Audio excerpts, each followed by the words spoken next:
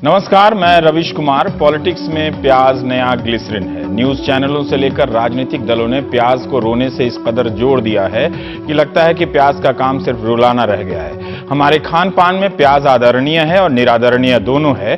मौसम, त्योहार और समुदाय के हिसाब से हम प्याज खाते हैं और नहीं खाते हैं। प्याज महंगाई का नया इंडिकेटर है, क्योंकि नेताओं को लगता है कि प्याज से सरकार बदल जाती है। क्या इसलिए कि प्याज के कारण जनता दल की सरकार गई और इंदिरा की आ गई, दिल्ली में सुषमा की गई तो शीला की आ गई। गूगल में यही दो राजनीतिक उदाहरण मिलते हैं जो प्याजानुपाती हैं। बीजेपी को लगता है कि प्याज का दाम बढ़ रहा है तो चलो शीला से सुषमा का बदला ले लिया जाए, और शीला को लगता है कि जल्दी सरकारी प्याज बेचो वरना सरकार चली जाएगी। लिहाजा अगस्त में दिल्ली सरकार 50 रुपए प्रति किलो प्याज बेचने लगी तो आम आदमी पार्टी के लोग 40 का रेट लगाए और बीजेपी ने 25 रुपए पर प्याज बेचे। आज बीजेपी इसी रेट पर प्याज बेच रही होती तो दिल्ली में प्याज ही प्याज होता, लेकिन सभी दल अपनी अपनी दुकानें समेटकर चल दिए। इस बीच प्याज का दाम फिर बढ़ गया।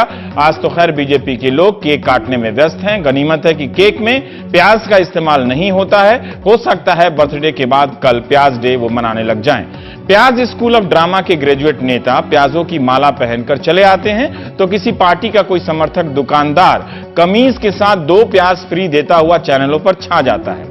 पॉलिटिक्स अगर रंगमंच है तो प्याज निरूपा रॉय। इन सियासी नारेबाजियों का हाल इंश्योरेंस के विज्ञापन जैसा है। Insurance is the subject matter, पता नहीं इस टाइप से। अगर प्याज के कारण सरकार का जाना एक स्वयं सिद्ध प्रमेय यानी फॉर्मूला है तो इस हिसाब से अहमदाबाद में 70 से 75 रुपए आज भाव है, भोपाल में 60 से 65, छत्तीसगढ़ के बिलासपुर में 70 रुपए और दिल्ली में 70 से 80 रुपए प्रति किलो प्याज। हरियाणा के रोहतक में भी 80 रुपए प्रति किलो प्याज बिक रहा है। यानी इतनी सरकारें फेल हो गई हैं और प्याज के कारण इन सब को चले जाना चाहिए। ये सब कभी ना कभी चुनाव हार जाएंगे। देश के खाद्य मंत्री हैं केवी थॉमस साहब, जिन्हें यह पता है कि अगले 2 हफ्तों में प्याज के दाम कम हो जाएंगे। इन्हें बस ये पता नहीं होता कि पिछले 2 हफ्ते में बढ़ने वाले थे। हमारा उपभोक्ता भी जिस रेडीमेड अलंकारों के साथ प्याज के दर्द को बयान करता है उसका एक सांस्कृतिक अध्ययन होना चाहिए। निश्चित रूप से प्याज के दाम बढ़ते हैं या किसी भी कृषि उत्पाद का दाम अगर बढ़ता है तो उसका असर महंगाई दर पर होता है। नासिक जाकर लौटे हमारे सहयोगी प्रसाद काथे ने कहा कि 2-3 साल पहले तक जब किसानों को 1 किलो प्याज का भाव 2 रुपया 3 रुपया भी नहीं मिल रहा था तब कोई किसानों के लिए हाय हाय नहीं कर रहा था। आज नासिक की मंडियों में प्याज के दाम रिकॉर्ड स्तर पर पहुंचा है। पिंपली गांव की मंडी में 60 रुपए तक भाव गया। इसमें सिर्फ 15 रुपए प्रति किलो थोक बाजार वाले कमीशन के तौर पर रखते हैं। ज्यादातर छोटे किसान प्याज की खेती करते हैं जो अपना माल तुरंत बेच देते हैं, मगर कुछ किसान प्याज रखते भी हैं, इसीलिए कि प्याज बीज भी है और अच्छे दाम कमाने का हक किसानों का भी है। गांव की मंडी में क्वालिटी के हिसाब से प्याज की छटाई होती है और अलग अलग रेट लगते हैं। रखरखाव और भाड़े का खर्चा जुड़कर प्याज जब दिल्ली पहुंचता है तो 45 रुपए से 55 रुपए का हो चुका होता है। यहां की मंडी वाले 10 से 15 रुपए कमाकर ठेले वालों को बेच देते हैं। नासिक से दिल्ली आते आते प्याज का पानी सूख जाता है, यानी हल्का होता है, इसलिए दाम बढ़ता है। ठेले वाले जब आपकी गली में पहुंचते हैं तो आप और हम छांट छांट कर प्याज लेते हैं, जिसकी भरपाई ठेले वाला दाम बढ़ाकर करता है। इस कहानी में आप डीजल और पेट्रोल के बढ़े हुए दाम भी जोड़िएगा। महाराष्ट्र में सूखा है, प्याज का उत्पादन कम हुआ है। अक्सर देखा गया है कि जून, जुलाई, अगस्त और सितंबर में प्याज के दाम बढ़ते हैं। दिवाली के बाद नई प्याज की आवक से दाम कम होते हैं। लेकिन केंद्र सरकार की एक रिपोर्ट बताती है 2012 की कि खुदरा बाजार वाले प्याज पर 10 से 170% का मुनाफा कमाते हैं। नवंबर में जब दाम कम होते भी हैं तब भी ये दाम को बहुत ज्यादा गिरने नहीं देते हैं। हमारे सहयोगी हिमांशु शेखर ने बताया कि देश में प्याज का भंडार 3 से 4 लाख मीट्रिक टन ही बचा है। 85 से 90% प्याज का स्टॉक खत्म हो चुका है। फिर भी अगस्त में हमने निर्यात किया। उपभोक्ता मंत्रालय की राय है कि निर्यात बंद कर दी जाए या ड्यूटी बढ़ा दें। कई लोग कहते हैं कि निर्यात अगर बंद करेंगे तो अंतर्राष्ट्रीय बाजार में चीन, पाकिस्तान हमारी जगह ले लेगा। किसानों को सही दाम नहीं मिलेंगे, वो अलग। जमाखोरी, बिचौलियों का वर्चस्व, निर्यात, उत्पादन कम, कई कारण हैं। जमाखोर किस तरह से भाव बढ़ाकर करोड़ों का मुनाफा कमा लेते हैं, इसका एक राजनीतिक पक्ष है और यह राजनीतिक पक्ष सर्वदलीय है। आपको जो कुछ करना है कर लीजिएगा इन दलों के साथ, लेकिन ये जमाखोरों के खिलाफ कुछ नहीं करेंगे। क्या कोई कर सकता है या होते हुए हम सोच सकते हैं, या हमने भी कुछ जरूरत से ज्यादा बिचौलियों को विलन बना दिया है आसान रास्ते के लिए। तो प्राइम टाइम शुरू करते हैं। हमारे साथ संतोष देसाई जी हैं, लेखक हैं, टाइम्स ऑफ इंडिया में आप कॉलम लिखते हैं। सुरेंद्र बुद्धि राजा जी हैं, आप अध्यक्ष हैं आजादपुर प्याज व्यापारी एसोसिएशन के, लेकिन आप एग्रीकल्चर प्रोड्यूस मार्केटिंग कमेटी के मेंबर भी हैं, एपीएमसी, जिसकी एक खास भूमिका होती है। देवेंद्र शर्मा कृषि विशेषज्ञ हमारे साथ जुड़ जाएंगे। विजेंद्र सिंह हैं, चेयरमैन हैं नेफेड के और कांग्रेस के आप विधायक हैं। संतोष, मैं आपसे पहले शुरू करना चाहता हूं इस रूपक को समझने के लिए। एक समय एक नारा होता था, ये देखो इंदिरा का खेल, खा गई राशन पी गई तेल। ठीक है, आप खुश नहीं रही, आपके यहां भी हो सकता है ऐसे नारे, लेकिन महंगाई के ये जो विलन है, खाने पीने की चीजें समय समय पर बदलते रहे, कभी चीनी, कभी नमक, कभी तेल, कभी दाल, कभी टमाटर भी।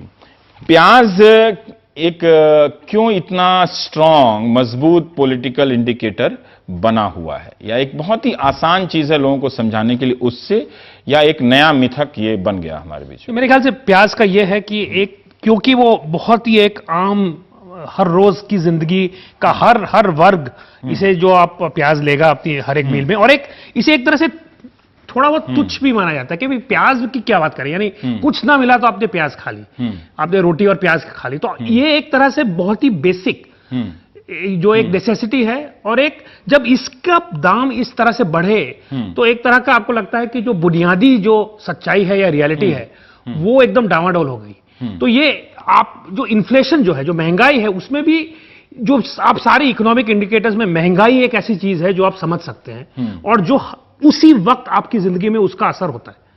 आप इकोनॉमिक ग्रोथ की बात करिए, 5% से आप 4% आ गए, तो मेरी जिंदगी में आज के तारीख पे उसका कोई असर नहीं। मगर महंगाई यहां से यहां गई तो मेरी जिंदगी में एकदम असर आया, और वो भी जब हर रोज की एक मामूली सी एक प्याज वो यहां से वहां चली गई, तो आपको उससे लगता है कि मेरी जो जिंदगी के जो बुनियादी कुछ सच है, मैं जिसे वो लेकिन 1998 में प्याज की तुलना चिकन से की जाती थी कि चिकन सस्ता है और प्याज महंगी है ना। लेकिन अब देखिए तो हर चीज, जैसे कोलकाता का मैं रेट देख रहा था तो बैगन के रेट भी लगभग प्याज के बराबर है। ठीक है कि बैगन से सब्जी नहीं बनती, लेकिन प्याज से सब्जियां बनती हैं। बाकी और सब्जियों के दाम भी कम नहीं हुए हैं, उनके भी बढ़ने का प्रतिशत खतरनाक ही है, एक तरह से काफी ज्यादा है। तो उनको लेकर कोई हंगामा नहीं होता है। मतलब मैं ये जानना चाहता हूं, क्या ये मिडिल क्लास मीडिया सोसाइटी है, क्योंकि प्याज रोटी खाने वाला गरीब है, उसकी अभिव्यक्ति कम लगती है, वो सलाद और स्वाद का रोना रो रहा है?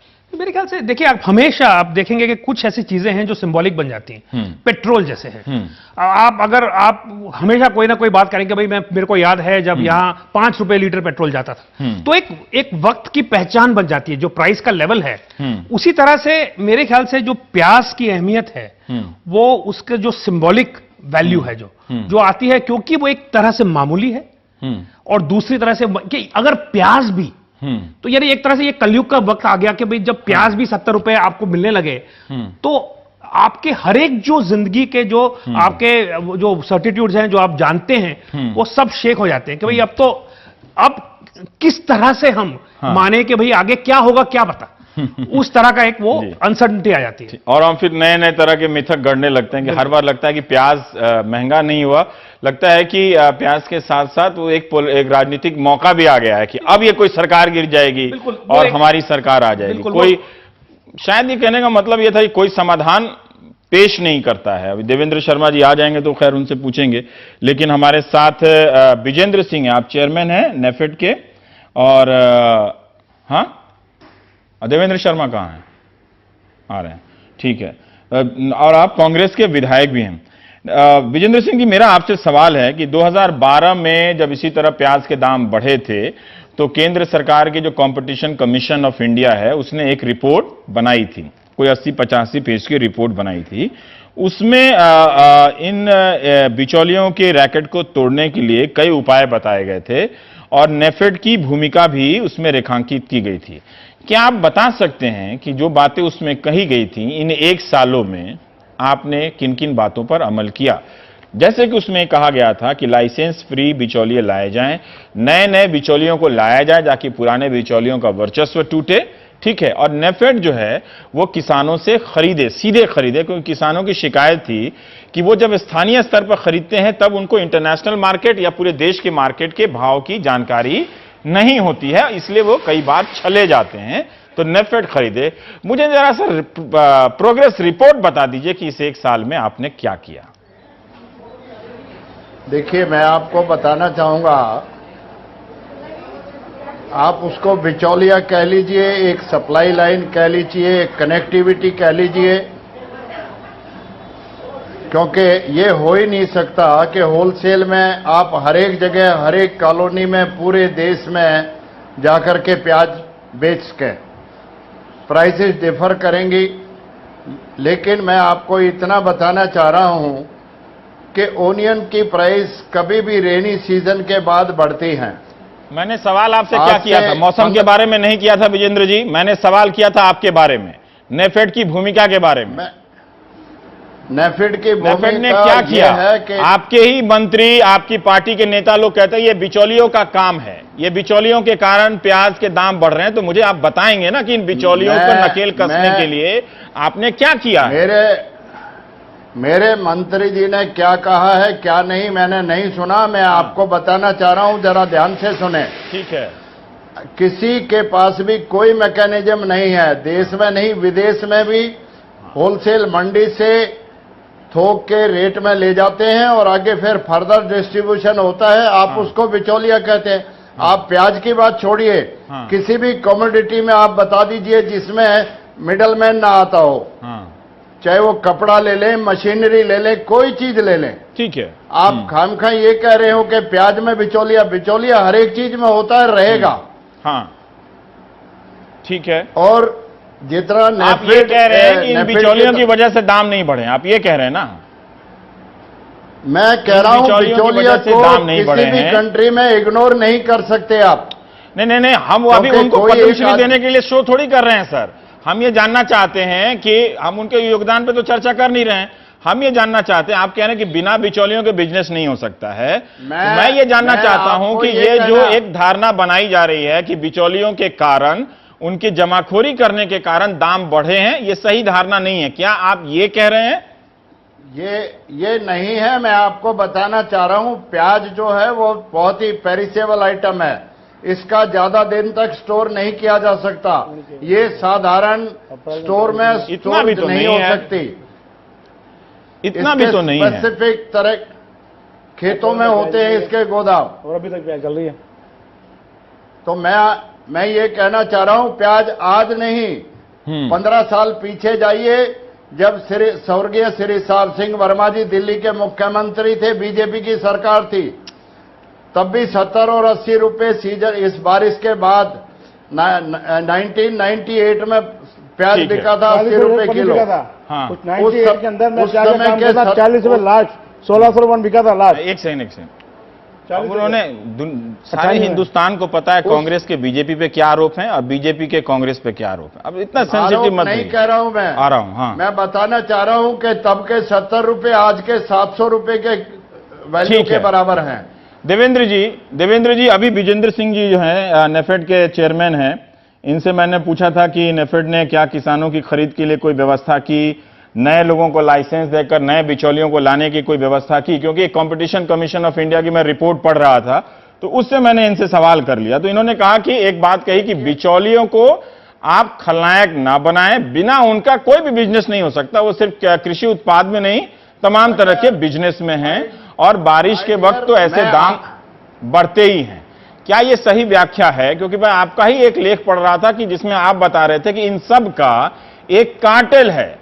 तो ये वो कौन लोग हैं जो विजेंद्र सिंह से नहीं मिले? अभी एशियन एज में शेतकारी कार्यकर्ता का एक एक्टिविस्ट का लेख पढ़ रहा था, जो वो भी कह रहे थे कि एपीएमसी के लोग एक कार्टेल बनाते हैं जो दाम को तय करते हैं।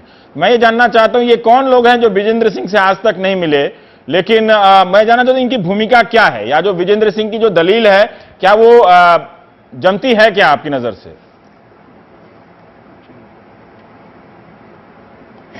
देखिए, ये बहुत अफसोस है कि नेफेड के चेयरमैन अगर ये कहें कि मुझे इन चीज़ों का ज़्यादा पता नहीं है, लेकिन सच्चाई ये है कि अभी हाल में एक दिल्ली में एक ऐसे विक्रेता जो प्याज को सस्ता बेचने की कोशिश कर रहे थे सरकार के साथ मिलकर, उनकी पिटाई हुई।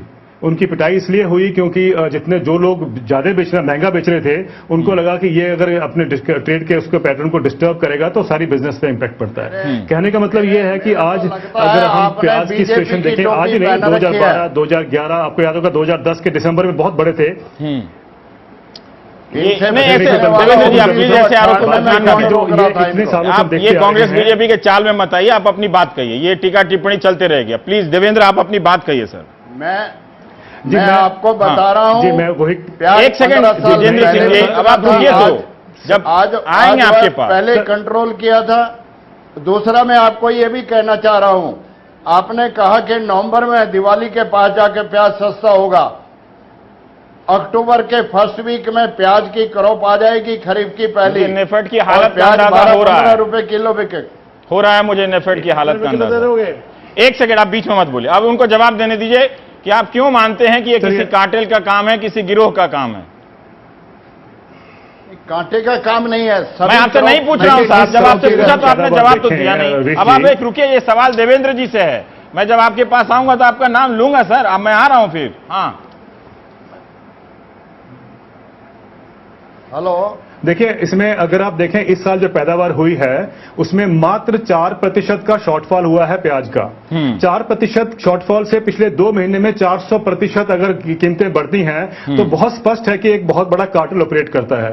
और आपने आप देखा कि बहुत सी ऐसी रिपोर्ट्स भी आ चुकी हैं कि 8 रुपए पे प्याज खरीदा गया अप्रैल और मई के टाइम पर जब पैदावार होती है, उसको फिर स्टॉक किया गया, प्राइसेस मैनिपुलेट किए गए और अगस्त में, मिड अगस्त में जाकर 4 दिन के अंदर ही ट्रेड ने 150 करोड़ रुपए कमाए हैं। ये सब चीजें अब पूरे पब्लिक डोमेन में हैं और ये कोई नई बात नहीं है, इस बार हुई है, ये पहले से ये होता आया है कि ये कार्टेल ऑपरेट करता है। और ये कार्टेल, ठीक कहा, एक बात बिल्कुल ठीक है कि सिर्फ एग्रीकल्चर में ऑपरेट नहीं करता, ये सब जगह करता है। मैं हर जगह बोलता हूं कि हवाई जहाज की कीमतें देखिए, अगर आप 3 बार क्लिक करते हैं उस पर टिकट के रेट पे तो आप देखते हैं उसकी कीमतें बढ़ जाती है। वहां भी एक कार्टेल ऑपरेट करता है। ये हर जगह, हर टेक्सटाइल हो ऑपरेट करता है। लेकिन एग्रीकल्चर में जो हम क्राइसिस देख रहे हैं, क्योंकि पिछले 5 सालों से महंगाई बढ़ती जा रही है, कहीं पर कहीं शॉर्टफॉल प्रोडक्शन में नहीं हुआ है। इकोनॉमिस्ट चाहे बोलें कि सप्लाई डिमांड कंस्ट्रेंट है, कोई सप्लाई कंस्ट्रेंट नहीं था, सिवाय जो, क्योंकि सरकार ने एक जो सख्त कदम लेना चाहिए, जो आपने कहा नकेल कसनी चाहिए, मैं उसको डंडे का शब्द इस्तेमाल करता हूं, वो जो डंडा बजाना चाहिए था, डंडा रखना चाहिए था, वो नहीं इस्तेमाल किया। उसका रिजल्ट यह है कि ट्रेड एक्सप्लॉइट कर रही है, किसान को भी एक्सप्लॉइट कर रही है, कंज्यूमर को भी एक्सप्लॉइट कर रही है। उनको मालूम है कोई रोकने वाला नहीं है, क्योंकि मार्केट इकोनॉमी का यही तंत्र है, यही मंत्र है कि आपने ट्रेड को डिस्टर्ब नहीं करना है। और ये जानते हुए कि भाई प्रधानमंत्री मार्केट इकोनॉमी को कोई उसमें वो नहीं होने देंगे। देवेंद्र, मैं ये जानना चाहता हूं, एक हमारे दर्शक की सुविधा के लिए, एक सेकंड में जानना चाहता हूं, तो इसलिए ट्रेड है बहुत। एक सेकंड, हम नहीं भटकते हैं, मैं अपने दर्शकों की सुविधा के लिए ये जानना चाहता हूं कि उनको अगर आप बता सकें कि कैसे बिचौलिया कार्टेल बना के इसके दाम को कंट्रोल करते हैं जी। और एपीएमसी की क्या भूमिका होती है, क्योंकि हमारे साथ सुरेंद्र बाबू बुद्धि राजा जी हैं जो एपीएमसी के मेंबर भी हैं। सरकारी संस्था है, कार्ड पे सत्यमेव जयते, नहीं, भारत सरकार द्वारा सत्यापित। देखिए, रवीश जी, एपीएमसी का जब गठन हुआ था तो इसका एक ऑब्जेक्टिव था कि जो भी किसान अपना प्रोड्यूस मंडी में लेके आएगा, वहां एग्रीकल्चर प्रोड्यूस मार्केटिंग कमेटी है ये, वो उसको रेगुलेट करेगी। वहां पर किसान जब लेके आएगा तो अगर उसको कोई जो दाम फ्लोर प्राइस है, अगर या प्रोक्योरमेंट प्राइस है, उससे ज्यादा को प्राइवेट ट्रेड खरीदती है तो खरीदेगी, जब कोई नहीं खरीदेगा तो सरकार खरीदेगी। लेकिन अब पिछले सालों में हमने देखा कि बहुत से बिचौलियों का एक बहुत बड़ा कार्टेल बन गया है और ये ऑपरेट करता है, तकरीबन हर एपीसी मंडी में ये ऑपरेट करता है। अगर हम प्याज की बात देखें तो प्याज में नासिक में एक रिपोर्ट आई है, उन्हीं के अधिकारी कहते हैं कि इतना बड़ा कार्टेल ऑपरेट करता है कि अगस्त के महीने में 2.5 लाख बोरियां जो हैं किसानों के 60 जगह पे उन्होंने रखी हैं जो होर्डिंग की गई है, और जबकि रिक्वायरमेंट जो थी वो बहुत कम थी। तो इतनी जब होर्डिंग आप करते हैं तो प्राइसेस को आप मैनिपुलेट करते हैं, और यही जो है ट्रेड ने किया है, क्योंकि उनको मालूम है कोई एसेंशियल कमोडिटी एक्ट का उपयोग नहीं किया सरकारों ने जिस तरीके से करना चाहिए, और इसीलिए वो उसको एक्सप्लॉइट करके वो कंज्यूमर को आप देख रहे हैं जिस तरीके से ज्यादा कीमतें देनी पड़ रही हैं। लेकिन अगर हम एपीएमसी को रेगुलेट करें जिस तरीके से करना चाहिए तो कोई कारण नहीं है कि ये कीमतें इस दौर पर पड़े। आप लोग भी इसमें मिले हुए हैं। आरती, मेरे ख्याल से बिचौलिए की जगह आरती शब्द का इस्तेमाल थोड़ा, इसी पे आप बताइए, कांग्रेस का छोड़िए, आप बताइए। सन 1955 से होर्डिंग होता आ रहा है। ये प्याज निकलती है अप्रैल मई के महीने में। उस टाइम टोटल गुजरात, महाराष्ट्र, राजस्थान, बिहार और हरियाणा जो भी सब जब एकदम अप्रैल मई में निकलती है। निकलने के बाद वो किसान रखते हैं, कुछ व्यापारी लोग रखते हैं। तो कभी कभी तो व्यापारी को नुकसान हो जाता है। जैसे 2010 में तेजी आई थी प्याज में, 60-65 किलो बिका था। उसके बाद 3 साल बंधा रहा, किसान का 2 रुपये 3 रुपये 4 रुपये किलो बिकता रहा। 6 रुपये किलो व्यापारी ने प्याज लिया और 6 रुपये किलो वाला प्याज उन्होंने स्टॉक किया, उसको 12 रुपए किलो घर में पड़ा, वो प्याज 4 रुपए किलो बिका। 4-6 तो ये करेंगे, कुछ टीवी में समझ में नहीं आएगा। मोटा मोटी बात बताइए कि एपीएमसी की क्या भूमिका होती है? एपीएमसी की भूमिका हमारा क्या भूमिका? देवेंद्र शर्मा ने कहा कि आप लोगों का भी एक गिरोह है किसानों के साथ मिलके, आड़तियों के साथ मिलके। एपीएमसी की कोई भूमिका, हमारे जो मेंबर किया है मंडी का विकास करने का, कोई खराबी ना वो है। इससे हमारी स्ट्रीट लाइट लगाने की तो सवाल पूछा नहीं ना। प्याज एसोसिएशन के आप व्यापारी हैं, आप उसके अध्यक्ष हैं, चुने हुए प्रतिनिधि हैं, तो कुछ तो आप नई बात बताएंगे ना, खंबा पोस्टर लगवाने के अलावा। कारण मेरे पूछो तेजी, मैं बताता हूँ तेजी क्यों हुई, कारण क्या है। तेजी का कारण क्या है कि अप्रैल के अंदर जब भाव कम था, एक तो फसल रही 60-70%, फसल बहुत कम रही। उसके बाद कारण अब जुलाई के महीने एकदम तेजी आ गई प्याज में, 30-35 रुपये किलो हो गया।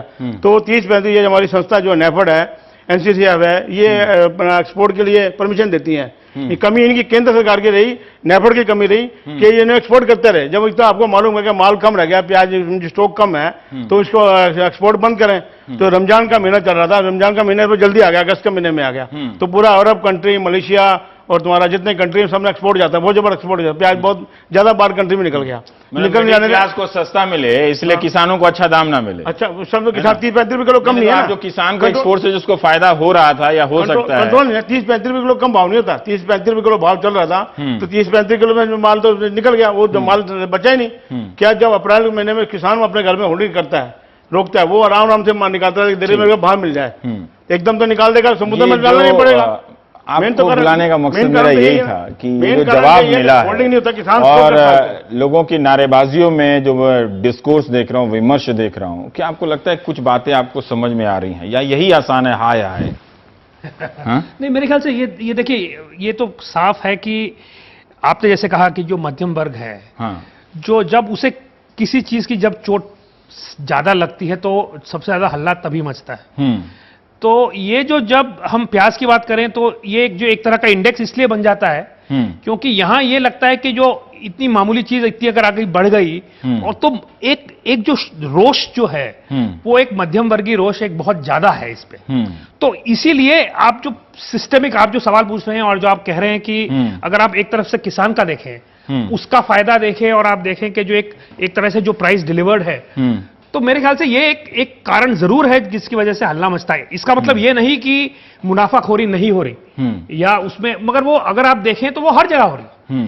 हल्ला मेरा यही है कि प्याज में इतना हल्ला क्यों होता है।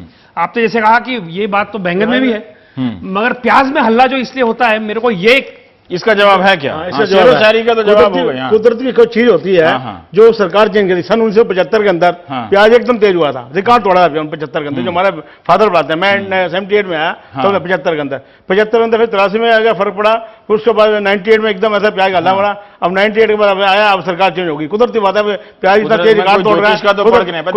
जानना चाहता हूँ, इस साल से चेंज होनी सरकार, कांग्रेस सरकार है ही नहीं। इसका कारण ये है, कुदरती बात होती है, कोई कुदरती प्याज तेज रहेगा और कांग्रेस सरकार चेंज होगी, ये कारण कुदरती है। क्या बात कुदरत इसलिए तेज दिखाए, प्याज अपना रंग दिखा रहा है, अपने तरीके से मैनेज कर रहा है। ये साल चेंज होनी है, कुछ रोक नहीं सकता इसको। सरकार चेंज कर लीजिएगा, ये प्याज दर्शकों को प्याज देखते नहीं, ये रंग दिखाती है। देवेंद्र, मैं ये जानना चाहता हूं कि एक इतना अंतर है, आप बताएं कि फिर आपका जो आरोप है कि एक सरकार कह देती है, केंद्र के मंत्री कह देते हैं कि बिचौलियों आड़तियों की वजह से है। ये आरती सिस्टम क्या किसी कोई सोशल सिस्टम है, जातिगत सिस्टम है जिसको कोई छूना नहीं चाहता है, एक आरोप लगाकर बच कर निकल जाए, या फिर जो कंपटीशन कमीशन ऑफ इंडिया ने जो राय दी थी कि उसमें कोई समाधान है कि लाइसेंस फ्री कर दिया जाए, कोई लाइसेंस फीस ना ली जाए और जिसे मर्जी जाए वहां पर अपनी वो किस्मत आजमा ले। वो आजादपुर मंडी में जो ऐसे रुमाल के नीचे रख के रेट तय करते हैं वो ना हो। ये नहीं बताना था। ये भी है कि आपको कारण बुलाऊं, तेजी का एक कारण हो भी है। दिल्ली गवर्नमेंट कोई लाइसेंस फी नहीं है। मैंने आप दो सरकार बदलना चाहते हैं, दिल्ली गवर्नमेंट कोई लाइसेंस फी नहीं है। हाँ, क्या कह रहे थे विजेंद्र जी? मैं ये कह रहा हूं कि इंपोर्ट एक्सपोर्ट की पहले नेफेड परमिशन देता था और ये बहुत लिबरल है और केवल 5,000 रुपये मेंबरशिप बना करके उसको इंपोर्ट एक्सपोर्ट का लाइसेंस दे दिया जाता है और ये ओपन है। और जब भी ट्रेड इंटरनेशनल मार्केट में भी प्याज आज महंगा है, मैं आपको बताना चाहूंगा, नेफेड ने 2 दफा ग्लोबल टेंडर किया। 20 दिन पहले जब प्राइसेस 80 रुपए पहुंची थी, ग्लोबल टेंडर किया, उसका रेट 40 आया, तब तक प्राइसेज आ गई थी दिल्ली में 38 रुपए किलो की। नहीं, एक सेकंड, मैं देवेंद्र जी से सवाल कर रहा हूं, विजेंद्र जी आप सुन रहे हैं, ये सवाल टेंडर किया, उसका 43.65 पैसे जो है रेट आया है। और अचानक ये जो कीमतें बढ़ी हैं, मैं आपको बताना चाहता हूं, देवेंद्र आप बता सकते, एक सेकंड के साथ, ठीक है देवेंद्र, आप बता सकते हैं कि कौन से वो 3 पहलू हैं जिसपे अगर कोई चोट करे तो शायद ये दामों का बढ़ना जो है मांग और आपूर्ति में एक स्वाभाविक अंतर के अलावा किन्हीं अन्य कारणों पे जो निर्भर है उसको नियंत्रित किया जा सके, या सचमुच ये किसी के बस की बात नहीं है? मैं आपको बताना चाह रहा हूं, अब ये जो मैं आपसे पूछा नहीं तो आप एक सेकंड रुकिए ना सर। विजेंद्र सिंह जी, आप ये देवेंद्र से सवाल है। अब विजेंद्र और वीरेंद्र आपने दोनों एक नाम के हाँ, अब सुरेंद्र भी है इसमें, तो मैं क्या करूं, मुझे ये पता नहीं था कि ये दिक्कत होने वाली है। संतोष जी की जगह मुझे महेंद्र देसाई को लाना चाहिए था। अच्छा, लेकिन आपने ऐसे भी लोग बुला लिए जिनको ये नहीं पता। ओहो, आप रुकिए तो साहब, आप तो खुद जवाब नहीं दे रहे हैं, एक सेकंड रुकिए तो। हाँ,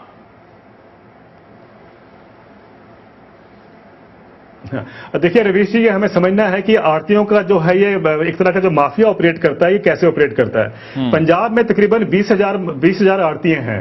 हाँ। और ये जो है व्हीट और राइस की प्रोक्योरमेंट करते हैं एफसीआई के बिहाफ पे, और सिर्फ ये उनको जो चेक देते हैं वो एफसीआई से इंश्योर करते हैं, खरीदती एफसीआई है, लेकिन ये वहां पर आड़ती बैठे हुए हैं, तो ये इंसिस्ट करते हैं कि साहब वो जो चेक देना है किसान को वो हमारे माध्यम से जाए और सरकार सीधा ना दे, एफसीआई सीधा ना दे। आप मानेंगे नहीं, पिछले 5 साल से तकरीबन 20,000 जो ये आड़तीय हैं, ये टैक्स ले रहे हैं सरकार से, एक कमीशन ले रहे हैं 1,000 करोड़ रुपए का हर साल फॉर डूइंग नथिंग। आप देखिए कितनी बड़ी ताकत है, और सरकार ने सपोर्ट किया। जब तक हाई कोर्ट ने इनके खिलाफ वर्डिक्ट नहीं दिया, सरकारें भी जो है उस पर एक्शन नहीं लिया, वो भी उसको सपोर्ट करती रही जाके सेंटर में कि एफसीआई डायरेक्ट पेमेंट नहीं करेगा, आड़तियों के माध्यम से करेगा। 2% 2.5% कमीशन मिलता था, और वो कमीशन 1,000 करोड़ रुपया देखिए 20,000 लोगों में बंट रहा है हर साल। ये कितना बड़ा एक जो आप कहेंगे एक तरह का माफिया ऑपरेट कर रहा था। और जब तक हाई कोर्ट ने स्ट्राइक नहीं किया, ये लोग नहीं हटे। अब भी आप देख लें, अगर आप देखें हर स्टेट में जहां भी ये एपीएमसी के वो हैं, आप देखिए आड़तियों के जो संगठन है वो या तो भाजपा के हैं, उसमें प्रधान है, या फिर कांग्रेस के प्रधान है। बेसिकली ये सारे they are basically operating as a money bag. आज ये पॉलिटिकल पार्टीज के लिए मनी बैग की तरह ऑपरेट करते हैं। तभी तो पंजाब में 1,000 करोड़ रुपए का उनको नजरअंदाज किया गया था जो उनको कमीशन मिल रहा था। तो कहने का मतलब यह है कि इस तरीके से ये बहुत बड़ा जो है व्यवसाय जो चल रहा है। मैं ये नहीं कहता कि इनका रोल नहीं है, रोल इनका बहुत है। इन्होंने, इसमें कोई शक नहीं है कि सदियों से किसान की मदद की है, वो सब कुछ हुआ। लेकिन जब एक स्टेज के ऊपर निकल जाता है तो मुझे लगता है कि हम सबको उस पर अलर्ट होना पड़ेगा। अब क्या करना चाहिए आपने कहा, देखिए मेरा यह मानना है कि एपीएमसी के ढांचे को बदलना पड़ेगा। मैं ये नहीं कह रहा कि इसको डिसमिस कर दिया जाए, डिसमेंटल कर दिया जाए, लेकिन ये बदलना पड़ेगा, क्योंकि ये आड़तियों के ग्रिप से निकलना पड़ेगा। या तो सरकार इतने मजबूत अफसरों को वहां लगाए, खेमका जैसे ऑफिसरों को वहां लगा दे, ताकि जो उनके को धरपकड़ कर सकें, उनको एक्सपोज कर सकें। किसी की हिम्मत नहीं होती है, इनको हाथ लगा दें मंडी में, जो मर्जी ये करते हैं, कोई नहीं उनको हाथ नहीं लगा सकता। तो सरकारी बदल रहे तो आपने कहा कि इनको बिचौलियों को हटा के नए बिचौली लाने पड़े। ठीक है, सारी बात नहीं कहता मैं, एक सवाल आप कह सकते हैं जो नेफेड के चेयरमैन साहब हैं, जब तक हम एसेंशियल कमोडिटीज एक्ट, ठीक है देवेंद्र, कोई एक सवाल आप बता सकते हैं जो नेफेड के चेयरमैन साहब है, जो इनसे पूछा जा सके। इन्होंने कहा है कि जो लोग हैं उनको कुछ समझ में नहीं आता प्याज के दाम के बारे में। कुछ क्या पूछा आपने? अरे इनको बोलिए एक काम कर दें और कुछ ना करें, ये कम से कम किसान की मदद करें, किसान से प्रोक्योर करके ये मंडी में बाजार में यही सवाल मैंने आपसे पहले पूछा था विजेंद्र जी, कम से कम उनसे लेकर ये मदर डेयरी को ही दे दें। क्या ये मुमकिन है, या क्या ये आप कर रहे हैं? सीधा अधिकार है कि वो मंडी में ला करके अपना, अगर उसको सूट करता है तो बेचे, वरना उसको वहीं रख के दे, 2 दिन 4 दिन। नहीं, सवाल यह है कि क्या नेफेड को खरीदना चाहिए? क्या नेफेड खरीद रहा है किसानों से ताकि बिचौलियों की भूमिका कम हो सके? देखिए, नेफेड ओनियन नहीं खरीदता है। नेफेड जो है वो गवर्नमेंट की एक एजेंसी है जो पल्सीज वगैरह खरीदने के, ऑयल सीड्स खरीदने के लिए है, घपले करती है। प्याज के लिए नोडल एजेंसी है। ठीक है। तो ओनियन ऐसी कमोडिटी नहीं है कि खरीद के गोदाम में रख दें और जरूरत अगर ये पड़े हाल है तो आप लोगों लोगों में का, तो बांट दाम दें। तो अप्रैल मई का निकला हुआ और दिवाली तक टिक जाता है। 6 महीने पड़ा हुआ आप कुछ होते नहीं तो होता जैसे नहीं होता, आप वहां होते तो होता, हैं? आप होते तो बदल देते आप। कहाँ नहीं, उन्होंने देवेंद्र शर्मा ने जो कहा एपीएमसी का जो स्ट्रक्चर है उसमें बदलने की जरूरत है। एपीएमसी का कोई रोल नहीं इसमें। आपके वो कह रहे हैं बदलने की जरूरत है। केंद्र का जो रोल है इसको मेरे को तो ये लगता है जो ये लोग बाहर हैं ना, वो कृषि को कंट्रोल एक करना, को बुराई देने कृषि के को अलावा कंट्रोल करना, कुछ नहीं कांग्रेस कर और रहे। बीजेपी से बाहर हो ही नहीं सकती। एपीएमसी तो है ना? अपना विकास के लिए कंट्रोल करती है, 1% मागी फीस लेती है, उसका रोल है। हाँ। एपीएमसी का रोल कोई रोल नहीं है इसमें। क्या है, एक कमी जो दिल्ली गवर्नमेंट की क्या है, एक मिनट में आपको बताता हूँ। एक कमी है जो हमारे तेजी के कारण हाँ। दिल्ली के अंदर हम किसान से कमीशन लेते हैं प्याज का, जो कमीशन नहीं होनी चाहिए। हाँ। पूरे हरियाणा, यूपी, पंजाब सब जगह कमीशन समझो आगे ग्राहक से ली जाती है। हाँ। जबकि किसान मंडी, हमारी मंडी में बहुत कम आ रहा है। तेजी का कारण ये भी है ठीक है। कि वो ज्यादा हरियाणा यूपी में जा रहा है, दिल्ली मंडी में कम आ रहा है, कि उसे कमीशन लगती है। सर, इन्हीं सब आधे अधूरे जवाबों से, गोलमोल जवाबों से क्या इसलिए नहीं कि आसान हो जाता है कि इसे एक राजनीतिक मिथक के रूप में बदल दिया जाए? बिल्कुल बिल्कुल, क्योंकि अगर आप देखें तो क्या हो क्या रहा है कि आप दो जो तरह के नजरिए हो सकते हैं। एक है कि भाई एक आप रेगुलेटरी पर्सपेक्टिव से आए कि भाई इस चीज को आप कंट्रोल करें, इस चीज पे आप जैसे डंडा इस्तेमाल करें और इसे, तो वो कॉम्प्रोमाइज है क्योंकि सारे वेस्टेड इंटरेस्ट हैं यहाँ जो ये पोजीशंस ऑफ पावर में हैं। दूसरा ये कहें कि भाई मार्केट है तो उसे आप पूरी तरह से जो कंपटीशन है वगैरह उसका पूरा फायदा और एक जो मार्केट की तरीका से लेने जाएं वो आप नहीं होता क्योंकि कार्टेला बना, वो भी तो नहीं उसे आप है। कहने को मार्केट है। तो या तो ना तो आपने मार्केट का फायदा उठाया, ना ही आपने उसमें एडमिनिस्ट्रेटिव मैकेनिज्म का फायदा उठाया, दोनों को आपने कॉम्प्रोमाइज किया। ठीक है, इसलिए आप इसका फिर मुद्दा बहुत बना सकते हैं। बहुत शुक्रिया। छोटे से ब्रेक के बाद नवाजुद्दीन सिद्दीकी फिल्म अभिनेता हमारे साथ जुड़ रहे हैं मुजफ्फरनगर में हुए दंगों पर बात करने के लिए। वहीं से हैं, काफी व्यथित हैं। छोटे से ब्रेक के बाद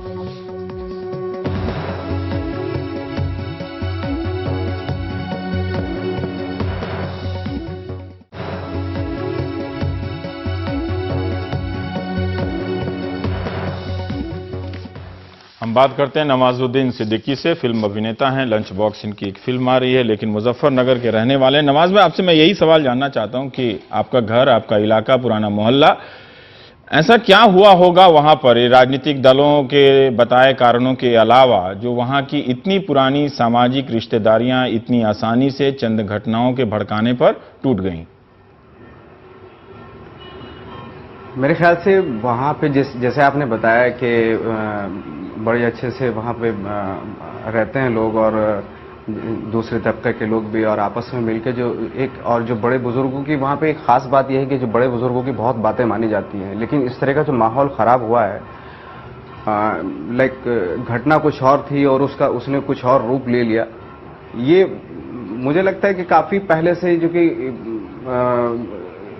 क्रिएट कर दिया जाता है ये, क्योंकि इलेक्शन आते हैं और इस तरह का पॉलिटिकल माहौल बनाया जाता है, और चूंकि लोग बहुत इनोसेंट हैं वहाँ के और वो उनके वर्गलाय में आ जाते हैं। अदरवाइज मेरे ख्याल से मैंने अपनी होश में आज तक ऐसा नहीं देखा जिस तरीके से अब ये न्यूज़ सुन रहा हूँ मैं, आज तक ऐसा कभी नहीं हुआ वहाँ पे।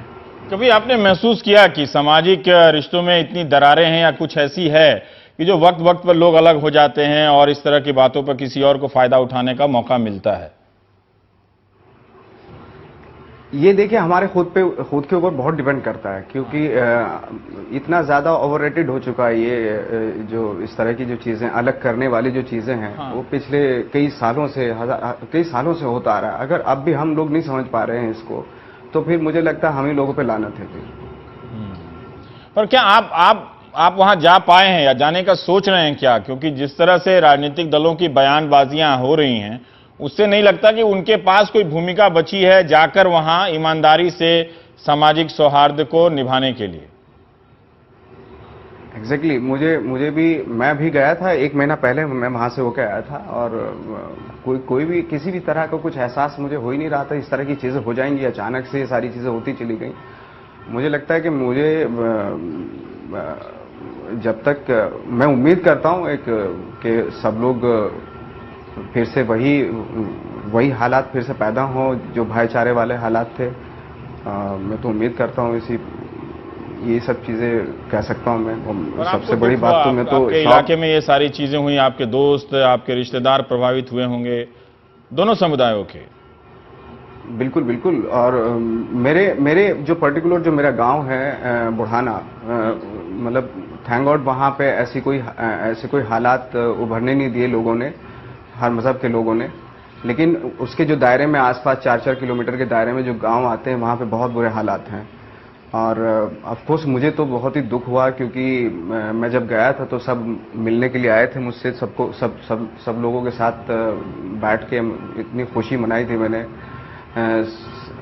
मतलब हर आदमी एक दूसरे की इज्जत करता है वहाँ पे। इस तरह की चीज़ें हो जाएंगी मुझे बिल्कुल भी उम्मीद नहीं थी। मेरे ख्याल से मुझे लग रहा था कि अब हम लोग काफ़ी एडवांस हो गए, समझ गए सारी चीज़ों को, लेकिन मुझे लग रहा है कि हम तो 50 साल पीछे चले गए।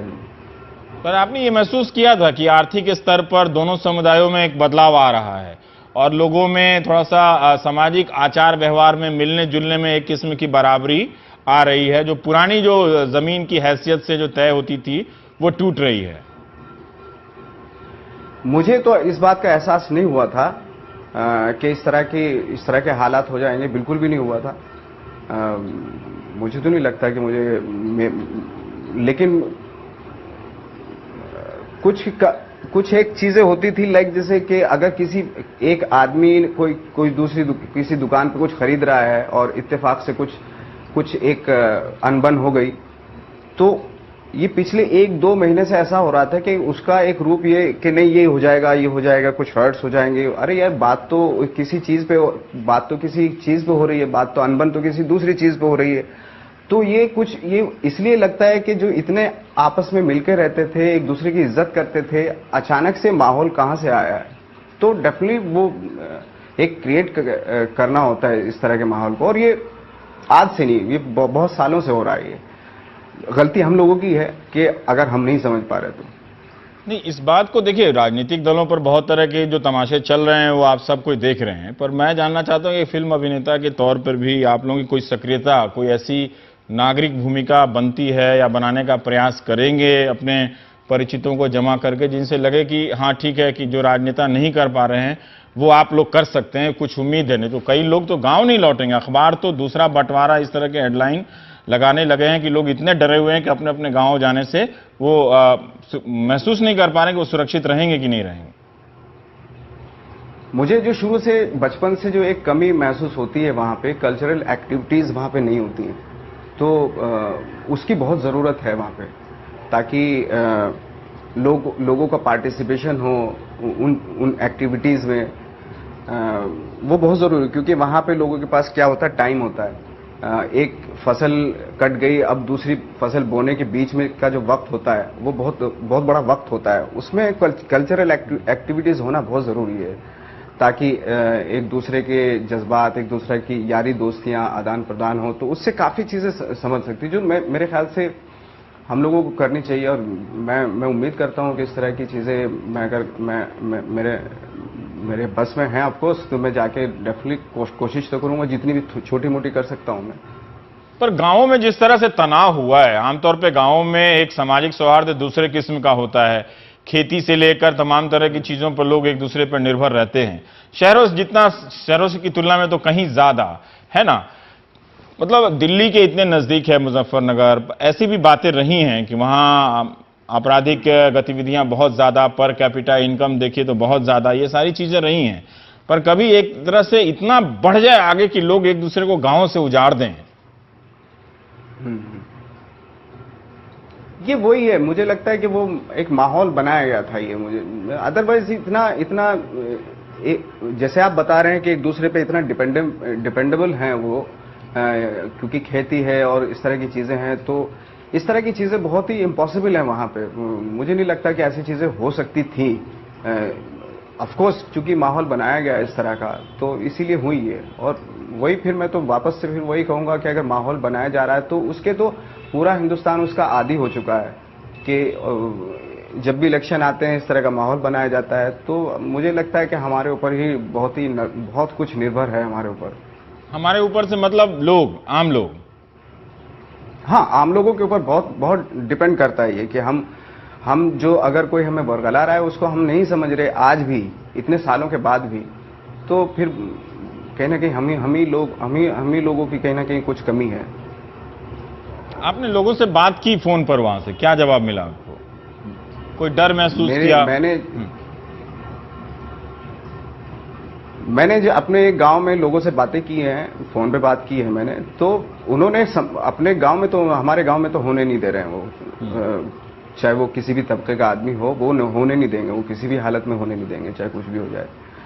लेकिन जो आसपास की चीजें हो रही हैं, अब उसके बारे में क्या कहा जा सकता है, कैसे हो रही है, क्यों हो रही है, मैं बिल्कुल भी मैं खुद शॉक्ड हूँ उस चीज को लेकर। आपके घर वालों ने तो नहीं कहा कि आप भी मत आइए, इस वक्त तक रुकिए, माहौल ठीक नहीं है? अभी थोड़ा सा ऑफकोर्स थोड़ा सा माहौल थोड़ा सा भी है, थोड़ा धीरे धीरे शांत हो रहा है। मैं उम्मीद करता हूँ बहुत जल्द ये सब चीजें हो जाएंगी, शांति हो जाएगी वहाँ पे, मैं तो उम्मीद ही कर सकता हूँ। ठीक है, बहुत बहुत शुक्रिया नवाजुद्दीन सिद्दीकी अपनी बात रखने के लिए। अक्सर दूर से किसी शहर को देखना, किसी मोहल्ले की घटना को देखना एक अलग बात होती है, लेकिन आप जहाँ के हों और वहाँ इस तरह का बलवा हो जाए तो आप दूसरे तरीके से परेशान होते हैं। आप देख रहे थे प्राइम टाइम, नमस्कार।